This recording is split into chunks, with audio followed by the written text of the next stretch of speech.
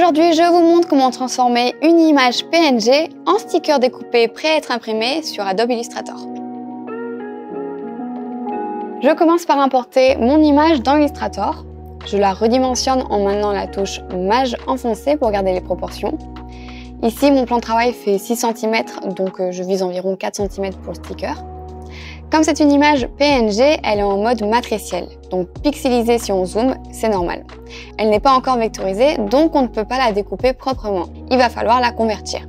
Avant ça, je duplique le calque, on travaille uniquement sur la copie et on garde l'original en dessous. Je désactive donc l'affichage du calque du bas et je me concentre sur celui du dessus. Je fais CTRL-A pour tout sélectionner, puis je vais dans le panneau Propriétés. Je clique sur Vectorisation de l'image et je choisis le mode Silhouette. C'est parfait pour obtenir rapidement un tracé propre à partir d'une image simple.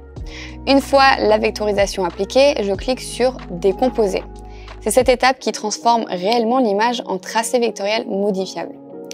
Ensuite, je vais dans le panneau Pathfinder. Je clique sur Fusion ou Union selon votre version, puis je sélectionne Réunion comme mode de forme. Ça permet de nettoyer le visuel en combinant tous les éléments en une seule forme. Maintenant que le visuel est prêt, on peut créer la ligne de découpe. Dans le panneau Propriétés, je désactive le fond de ma forme et je lui ajoute un contour. Je crée ensuite une nouvelle nuance que je renomme Cut Contour. Attention aux majuscules, c'est important. Je change le type de couleur en ton direct, c'est ce qui permet à la machine de reconnaître que cette ligne est dédiée à la découpe et non à la pression. Je passe en CMYN et je choisis le magenta. C'est le mode couleur habituel pour ce type de tracé.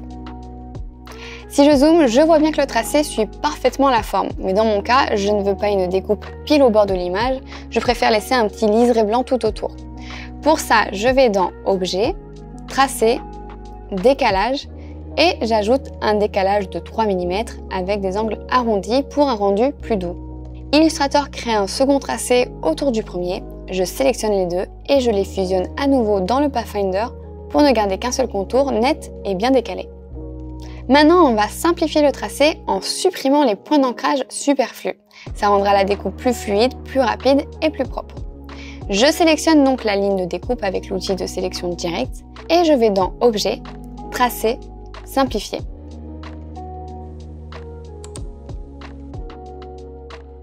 Ensuite, dernière étape, on active la surimpression du contour.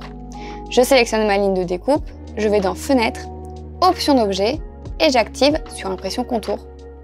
Et voilà, vous avez maintenant un sticker vectorisé avec un contour de découpe propre, prêt à être fabriqué. Il ne reste plus qu'à l'enregistrer en PDF et à nous l'envoyer. Si ce genre de tuto vous plaît, pensez à vous abonner, à liker la vidéo et à commenter quel sujet vous aimeriez voir ensuite.